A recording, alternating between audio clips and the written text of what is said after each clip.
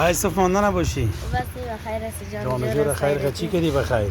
حالا حالت میگنیم اینا رو میریم. هستی کجا هستی حاله؟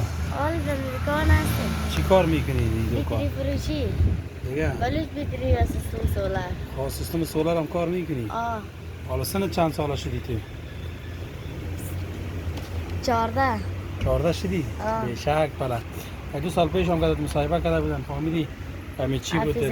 حفیظ امیری. 11 ساله بودی 3 سال پیش شد. سال 14 شدی. نام خدا نام خدا. روز جمعه با پاکاری آمده بودی و چی آمده بودی؟ اینجا را پاکاری کردیم.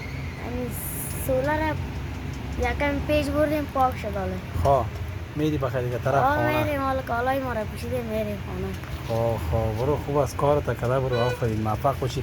چی گفت با همسن سال چی گفتنی داری؟ گفتنی دارم که درس بخوانن، کوشش کنن، کار کنن، همین گفتنی بسته. آینده خوب داشته باشن، یک دکتر شون، انجینر شون. خودت میخوای آینده چی شوی؟ خودم میخوایم دکتر. دکتر چی؟ جراح قلب. بشک بالا. خب موفق سرفراز باشی. بخیر باشی خدا حافظ. بخیر باشی.